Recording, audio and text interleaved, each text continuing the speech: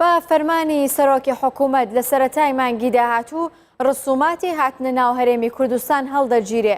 ئەمڕۆ مەسرور بارزانی سەرۆکی حکوومەتی هەرێمی کوردستان لەگەڵ شاندێکی باڵای وەزارەتی ناوخۆی عێراق بە سەرۆکایەتی یاسین یاسری وەزیری ناوخۆ کۆبوویەوە.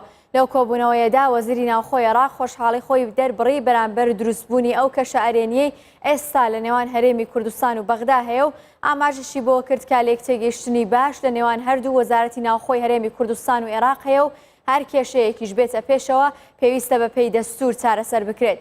سەرۆکی حکوومەتی هەرێمی کوردستان سوپاسی وەزیری ناوخۆی عێراقی کرد بۆ هەماهەنگی و هاوکاریان لەگەڵ وەزارەتی ناوخۆی هەرێمی کوردستان. لە کۆبوونەوەکەدا کە ڕێبەر ئەحمەد وەزیری ناوخۆی هەرێمی کوردستانی شتەیدا ئامادە بوو ئاماژە بە کێشەی ئیقامە و وەرگرتنی بڕی 10,000 دیناری عێراقی کرا کە لە هەموو هاوڵاتیانی دەرەوەی هەرێمی کوردستان وەردەگیرێت.